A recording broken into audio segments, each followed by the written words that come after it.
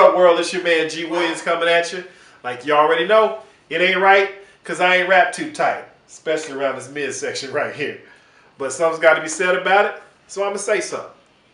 Hey, what up, world? It's your boy G Lewis, and I say what I say because I am my father's son. Well, got a topic that has arisen here, but nevertheless it's an important one because it affects millions of people across the country. Yeah.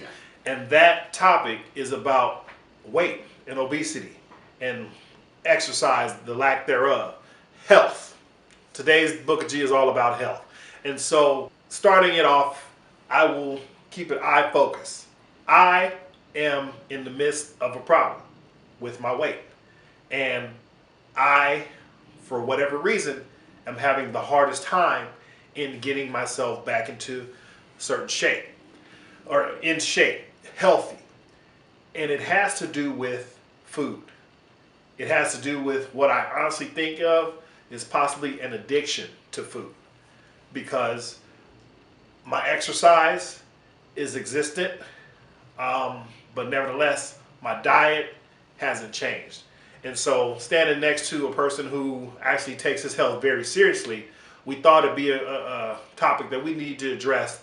And let's be honest about what's going on with our food and our health in this country. So, G. Lewis, let's talk about the stuff that you've been talking about and even telling me. Well, I mean, here's the thing. When you look at, a lot of people look at fitness and they look at health as something that they need to aspire to, or they look at it like an activity. Health has to become a lifestyle. You go to work, that's a lifestyle. You pay your bills, that's a lifestyle. You go to bed, that's a lifestyle. Fitness has to become, health has to become a lifestyle, which means we have to be conscious about what we do every day. You think about what you can and can't do all day before you go to work, or the day before you go to work, because you know tomorrow you got to go to work. So everything that you do has to work around getting some sleep and going to work. Fitness has to have the same type of priorities set in your life. And a lot of people don't prioritize fitness and health to that standpoint. Like when it comes to food, we raise on certain types of food that's not the best for us, but it tastes awesome. Amazing. Right? The key is finding something that is bigger than you to live for, because that's what this is ultimately about. Like for me, my dad's side of my family, all of his brothers, including him, all the males, are passed away.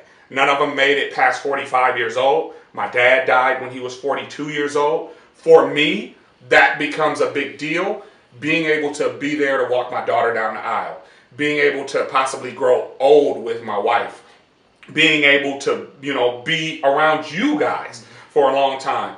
That's a driving force for me, and that's something that is constantly on my mind. So when I make choices, like when I say I don't feel like getting up this morning and working out, but I think about those things, I picture myself, my daughter walking down the aisle without me, and it hurts, and that drives me to get up. That pain is bigger than that issue. So like a lot of people, the first thing I would suggest is find something that's bigger than you that's worth living for. You know what I'm saying? Like you got, two beautiful little boys, man. What's going to happen if you're not here? Right. So when you're making those choices, those food choices, when you're saying, man, I really want to eat this because it tastes good, or let me just stop real quick and get this, man, it's not worth them. Right. It's not worth them not having you around. And it's going to take practice for you to constantly put them in your head and acknowledge them through all your choices, not just some of your choices. But, that's my little 2 cents. That's it. And that's real. Again, I'm being open and transparent in front of this camera, in front of viewers, to say that it's a problem. And I ain't no psychic, but I would think that if it's a problem for me, then it may be a problem for some of you. Some of you may be struggling with the real battle and issues when it comes to your health and making correct choices. Well, let's go through this problem together. Let's find some resolve in order to get through this hurdle in our life. Because, like I said, I got kids, you got kids. I got, an addiction, you may have an addiction. We all got problems. Let's air them out. That's what the Book of G is about. To meet something that's real time, real problem, and give real views and real solutions so we can move forward collectively together. So as I sit here on camera with, pouring my heart out to you and my problems, pour yours out to me. Let's get together and let's change it. That's what's up. Yeah, I just want to throw two last things out there real quick. For those people that are looking to change your life, because getting healthy is a life change. It's not something that you do. Number one, stop diffusing how serious the situation is. Some people do that through comedy. They joke about it. Some people do it through excuses. Stop diffusing the situation. It is serious. It can take your life. That's number one. Number two, find a support system of people that will hold you accountable, because it's hard to do it alone. It's hard to do it by yourself. It's hard to do it without people rallying behind you saying you can do it. But you absolutely need that. And I guarantee you, if that's a journey you want to make, there are people who love you that will make that journey with you, including here at the Book of G. That's it. 'Cause I got fat jokes. I got plenty of them.